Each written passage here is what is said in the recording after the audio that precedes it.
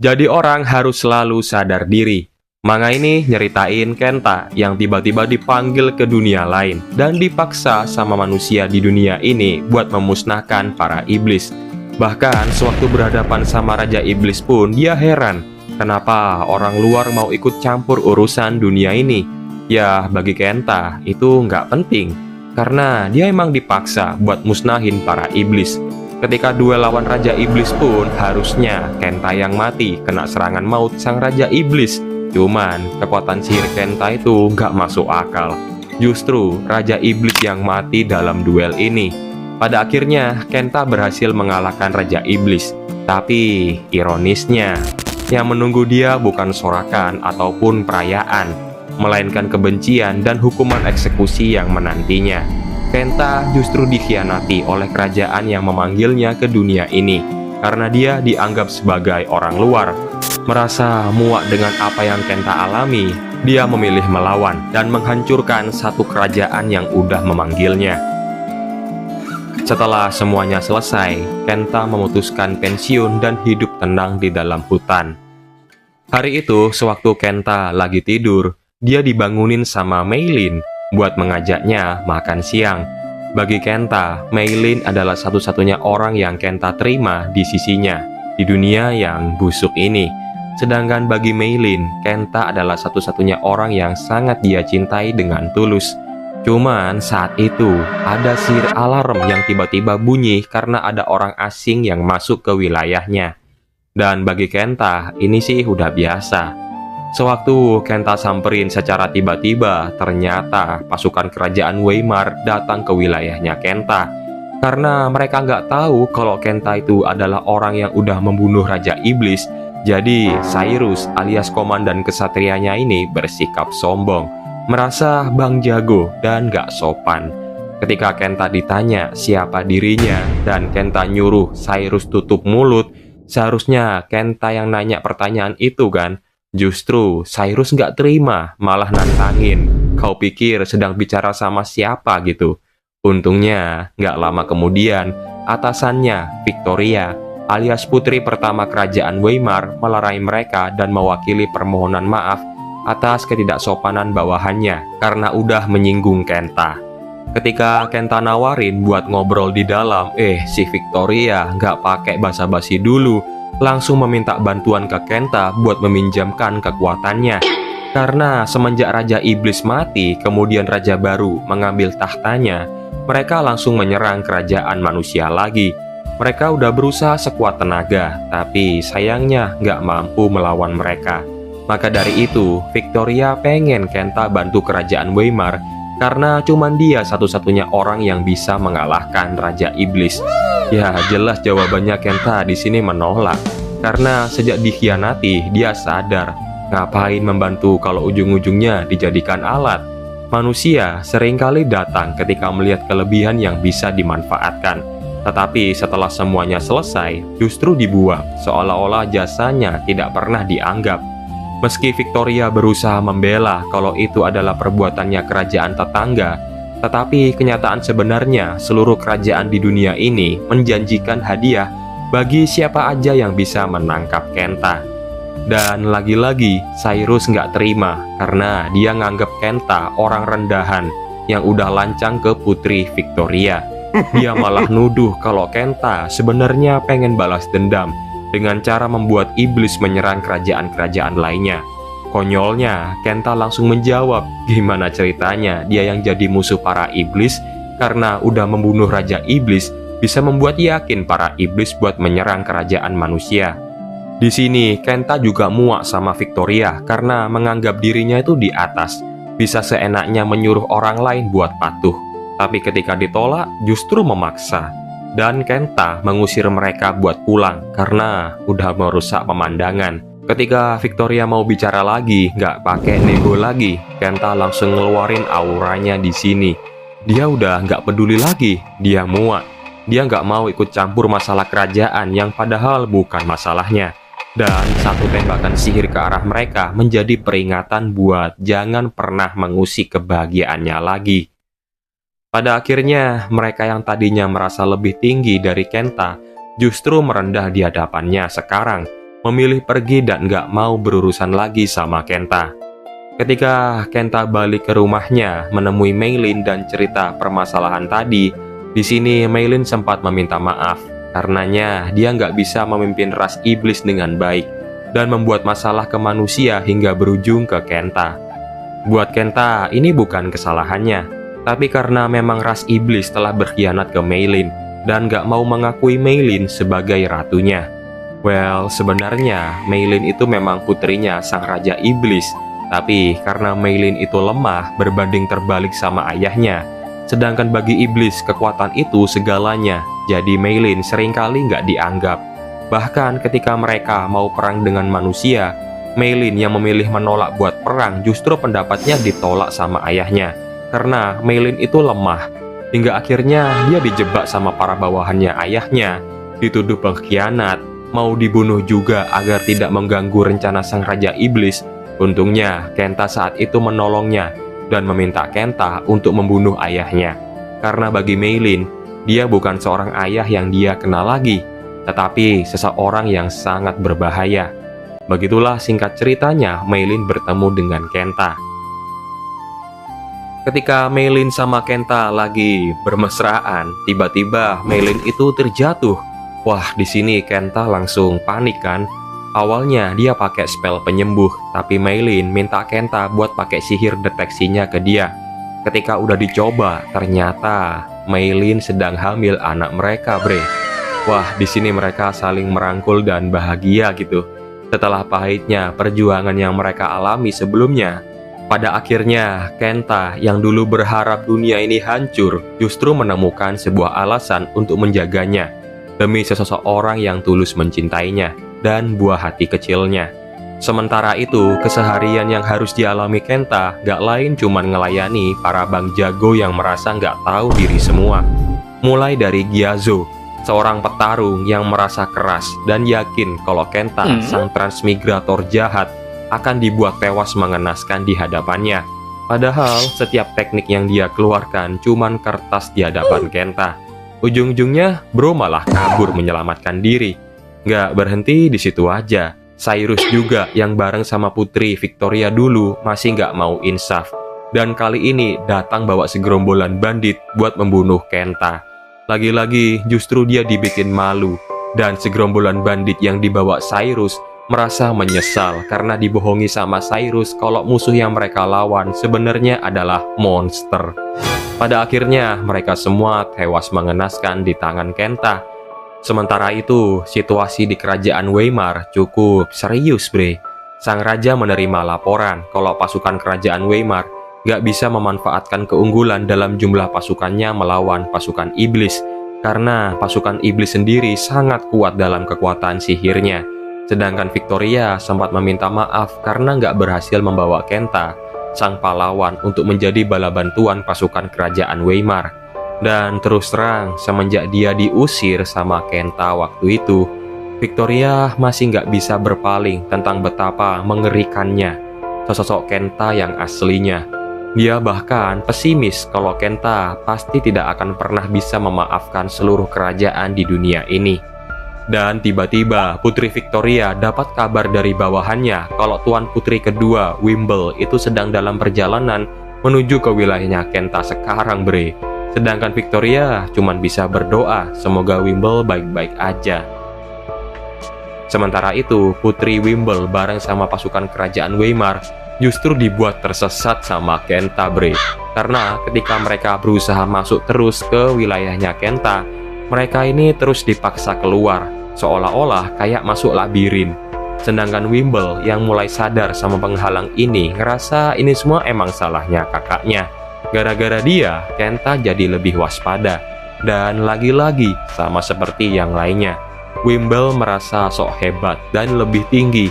Dia justru memakai alat sihir anti penghalang paling berharga dan mahal supaya dia sama pasukannya bisa masuk. Dan dia pastikan kalau dia akan membuat Kenta tunduk dengan kata-katanya. Sementara itu, Kenta yang lagi kedatangan Ivern sama Yuria, dua orang yang dulunya memburu Kenta. Tapi setelah Kenta mengalahkan mereka dan menjelaskan situasi yang dia alami, mereka justru jadi teman yang bisa diterima kehadirannya oleh Kenta. Dan sewaktu mereka lagi ngobrol, tiba-tiba sihir alarm Kenta berbunyi. Sewaktu Kenta samperin, ternyata Wimble sama pasukannya udah berhasil maksa nerobos sedikit wilayahnya Kenta. Dan Kenta ngasih paham di sini kalau alat anti sihir mereka nggak akan bisa berhasil mecahin penghalang terakhir. Di sini Wimble ngenalin dirinya sebagai tuan putri kedua kerajaan Weimar. Sementara Kenta sendiri udah tahu dan nanya, ujung-ujungnya pasti meminjam kekuatan lagi kan? Mendengar ini sambil ragu, Wimble mengiyakannya kalau tujuannya emang mau meminjam kekuatannya. Tapi sebelum itu, dia meminta maaf karena sebelumnya kakaknya datang meminta bantuan secara nggak sopan tanpa ngasih kompensasi. Dan di sini Wimble tahu kalau selama ini Kenta jadi buronan selama bertahun-tahun dan diperlakukan secara nggak adil. Jadi melalui Wimble, kerajaan Weimar siap mencabut status buronannya Kenta dan menjamin kebebasannya di wilayah kerajaan Weimar. Dia juga kasihan sama Kenta, dan lucunya, karena dia ngerasa Kenta selama ini itu hidupnya nggak nyaman, dia justru udah nyiapin 4 wanita penghibur kelas atas dari kerajaan Weimar buat Kenta, bre. Dalam pikirannya Wimble, dia itu pede kalau laki-laki ujung-ujungnya merasa lemah kalau diberikan wanita-wanita cantik. Kenta jadi luluh, dia bisa mengamankan posisinya sebagai putri mahkota. Tapi sayangnya, Kenta itu bukan laki-laki yang kotor di sini. Kenta justru mengusir Wimble, dan meski Wimble berusaha negosiasi kalau dia juga menyiapkan uang banyak buat Kenta, endingnya tetap sama. Kenta udah nggak peduli lagi sama masalah-masalah sampah di kerajaan ini. Sedangkan salah satu wanita penghibur tadi langsung nempel ke Kenta, nampilin parasnya biar Kenta itu luluh. Tapi ya sayang, bukannya Kenta luluh, dia justru emosi dan menganggap kalau mereka udah melampaui batas. Pada akhirnya, sama seperti kakaknya Wimble, dia juga nggak berhasil membawa Kenta berada di pihaknya. Cuman, bukannya introspeksi diri ya, wanita penghibur yang ditolak Kenta tadi itu terang-terangan pasti penolakannya ini karena Kenta udah memiliki kekasih. Jadi dia nggak akan mau disuap sama apapun. Dan Wimble yang merasa tercerahkan dari perkataannya wanita penghibur ini, dia justru punya ide buat menyandera kekasih Kenta yang dimaksud. Karena itu cara paling efektif buat memaksa seseorang itu kooperatif, bre. Ya, lagi-lagi orang itu selalu tidak sadar tentang batasan kemampuannya sendiri dan memaksa setiap keinginan itu terpenuhi. Padahal itu justru membuat dirinya jatuh ke dalam lubang yang paling dalam. Beberapa minggu kemudian, bener aja, Kenta dikabarin sama Ivern kalau kerajaan Weimar melalui posternya akan memberikan hadiah besar bagi siapapun yang bisa menangkap pahlawan kejam dan brutal bernama Kenta. Lebih utamanya berhasil menangkap kekasihnya dalam keadaan hidup. Buset. Sementara itu, di kerajaan Weimar, kakaknya Wimble alias Victoria dibikin pusing 7 keliling sama perbuatan adiknya. Orang gila mana kan yang berani masang poster buronan Kenta sama kekasihnya juga, apalagi memakai stempel kerajaan. Bisa-bisanya ngundang emosi Kenta kan. Di lain sisi, Victoria juga mendapat kabar kalau kerajaannya lagi di tengah krisis nasional gara-gara perang. Belum satu pun masalah terselesaikan, seperti yang kita duga. Kenta tiba-tiba datang sambil terbang di tengah kerumunan orang di kerajaan sambil membawa Ivern. Awalnya dia tanya baik-baik, siapa yang berani pasang poster buronan dia dan kekasihnya. Tapi sayang, kesatria kerajaan di sini nggak bersikap ramah dan justru bikin Kenta memaksa ngeluarin auranya sampai mereka pingsan sesak nafas. Di sini Kenta nggak mau tahu, harus mencari tahu siapa yang berani pasang poster ini, karena secara nggak langsung ini udah menyatakan perang ke dia. Jadi ya kesatria yang tersisa yang udah keringat dingin itu langsung melaporkan kejadian ini dan nggak begitu lama. Yang datang ke hadapan Kenta adalah Putri Victoria. Sambil bersujud, dia meminta maaf atas segala tindakan konyol yang udah diperbuat adiknya kepada Kenta, khususnya mengenai poster buronannya dia bersama kekasihnya. Tapi sayangnya, Victoria tetap berusaha membela kalau ini semua tidak ada sangkut pautnya dengan keluarga kerajaan. Mendengar ini, jelas Kenta ngerasa aneh kan? Posternya aja ada stempel kerajaan. Jadi gimana ceritanya nggak ada sangkut pautnya sama keluarga kerajaan? Secara nggak langsung menurut Kenta, Victoria mengakui sebenarnya kalau keluarga kerajaannya itu memang korup, tidak mengerti tanggung jawab sebagaimana mestinya, khususnya apa yang telah diperbuat adiknya. Kadang memang begitu, keluarga yang memiliki kekuasaan besar seperti di kerajaan ini terlena dengan tanggung jawabnya, sampai lupa bahwa setiap keputusan mereka bisa membawa akibat bagi orang lain, terutama orang-orang yang berada dalam naungannya.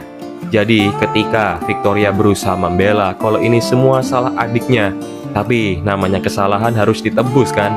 Di sini Kenta meminta permohonan maaf lagi dan kompensasi. Victoria pun kembali membungkukkan badannya. Dia meminta maaf atas ketidaknyamanan yang udah diperbuat adiknya. Sedangkan kompensasi, karena Kenta nggak butuh uang, yang dia butuhkan cuma satu, hukum pelaku, titik. Nggak ada negosiasi lagi. Di sini Victoria sambil ragu-ragu akan menuruti permintaan Kenta bre. Dan Kenta mengancam Victoria, jangan berani berbohong. Karena kalau sampai Kenta tahu Victoria berbohong, hari itu udah gak ada ampunan lagi bre. Sambil tunjukin kekuatannya Kenta, hari itu akan jadi kehancuran kerajaan Weimar. Pada akhirnya, Victoria menyuruh para bawahannya buat mencabut poster buronan Kenta dan akan menghukum berat setiap orang yang berani menuruti poster itu. Sementara itu, ayahnya Victoria dan Wimble, sang raja Weimar, dibuat pusing sama perbuatan yang udah dilakukan sama Wimble. Dia juga kaget ketika tahu kalau Kenta meminta putri kedua Wimble itu dihukum. Tapi ya meski begitu, ayahnya sadar kalau ini semua adalah kesalahannya karena gagal menjadi seorang ayah yang bertanggung jawab ke anaknya. Dimanapun beratnya hukuman yang harus didapatkan ke putri keduanya, seorang ayah mana kan yang sanggup kalau putrinya dihukum berat, apalagi yang pantas di mata Kenta. Jadi dia cuma mencabut hak Wimble sebagai calon pewaris tahta, terus diasingkan ke Menara Utara. Ketika Victoria tanya apakah hukuman itu bisa memuaskan Kenta, akhirnya ayahnya memutuskan lagi membuat kematian palsu untuk Wimble, mengumumkan Wimble tewas dalam sebuah kecelakaan kereta kuda. Dan keputusan yang cukup berisiko ini seringkali membuat Victoria ragu apakah Kenta bisa mempercayai kematian ini. Meski begitu, beberapa hari kemudian, kerajaan Weimar mengumumkan kabar yang mengguncang ibu kota. Kabar kematian mendadak putri kedua Wimble dalam kecelakaan kereta kuda membuat para warga berduka atas kepergiannya. Sementara itu, Kenta terang-terangan di depan Ivern sewaktu mereka ngobrol. Dia sih udah tahu kalau putri kedua Wimble itu belum meninggal, karena dia sendiri udah menciptakan sihir pengawas ke Wimble tanpa sepengetahuan siapapun. Jadi, apapun perbuatan Wimble ke depan, Kenta akan selalu tahu. Di malam suatu harinya, Victoria itu masih terus kepikiran tentang kejadian belakangan ini, terutama rasa ketakutan yang kuat ketika mengingat tekanan Kenta waktu itu. Tapi untungnya, badai itu berhasil dia lewati. Pemakaman Wimble juga selesai. Putri Wimble juga dikurung di sebuah menara utara. Meski awalnya menolak, tapi setelah dia dimarahi ayahnya, akhirnya Wimble pun menurutinya. Cuman ada keraguan dan ketakutan dalam hati Victoria melihat ekspresi Wimble yang pengen bertingkah lagi. Dan tiba-tiba menara di belakangnya itu meledak bre, membuat Victoria langsung gak kuat berdiri lagi. Dia sangat takut karena Kenta ternyata tahu di mana tempat Wimble dikurung berada. Jadi beberapa jam sebelumnya, sesuai perasaan buruk yang dialami Victoria tentang adiknya, ketika Wimble dikurung di Menara Utara, dia benar-benar gak terima dikurung di tempat yang menurutnya itu kotor. Apalagi setelah hak calon pewaris tahtanya dicabut. Jadi Wimble memanggil tahanan yang akan dijatuhi hukuman mati. Tahanan ini adalah mantan ketua bandit. Dia mau tahanan ini menculik kekasih dari pria tertentu. Secara nggak langsung itu Kenta. Dan kalau berhasil, tahanan ini akan dibebaskan sama anak buahnya. Awalnya bandit ini ragu, tapi karena diintimidasi, jadi mau nggak mau ya harus patuh. Malam harinya, ketika tahanan ini udah siap buat melancarkan aksinya, nggak jauh dari Wimble, baru juga mau jalan kan. Sayangnya, kepalanya udah terpisah dulu dari tubuhnya bre. Kenta langsung muncul di depan Wimble. Dia benar-benar kecewa. Emang pada dasarnya parasit kerajaan itu nggak akan bisa dipercaya. Wah, di sini Wimble itu panik dan kaget kan. Tadinya Kenta itu membiarkan Wimble hidup, tapi kenyataannya lagi-lagi yang memiliki kekuasaan bisa seenaknya melakukan segala sesuatu tanpa pertimbangan. Dan Wimble masih berusaha membela dirinya kalau dia udah di penjara. Dia sudah nggak bisa bebas bergerak. Dia juga belum ngelakuin apapun yang bisa mengundang murka Kenta. Well, bagi Kenta, perkataan itu cuma omong kosong. Dia udah nggak percaya lagi sama perkataannya Wimble. Dan secara tiba-tiba, beberapa pasukan elit datang menyergap Kenta, bre. Buat Kenta yang kekuatannya udah nggak masuk akal, ya ini sangat mudah kan? Dia nganggap ini cuman buat olahraga doang. Setiap serangan yang mereka lakukan pun dipatahkan semua, dan endingnya semuanya tewas mengenaskan. Sekarang tersisa Wimble. Perlahan Kenta mendekatinya, sementara Wimble dengan ketakutan yang udah menggigil mengancam Kenta kalau dia sampai kenapa-napa, Kenta harus berperang melawan kerajaan seumur hidup. Tapi ya, ini adalah Kenta. Hukuman jauh lebih pantas daripada janji-janji manis yang berusaha Wimble katakan ke Kenta. Penyesalan itu selalu datang di akhir. Dan menara utara tempat Wimble dikurung diledakkan sama Kenta. Wimble hari itu dieksekusi oleh Kenta langsung. Malam itu adalah mimpi buruk bagi satu kerajaan Weimar. Dan sejak kejadian itu, Victoria dan ayahnya selalu hidup dalam ketakutan. Gak cuman mereka aja, juga seluruh ahli waris kerajaan Weimar. Lambat laun, kerajaan Weimar juga menarik diri dari persaingan seluruh kerajaan untuk merekrut Kenta menjadi kekuatannya. Terima kasih yang sudah menonton video ini hingga akhir. Terima kasih juga kepada Yoshioka Tsuyoshi atas karya manganya.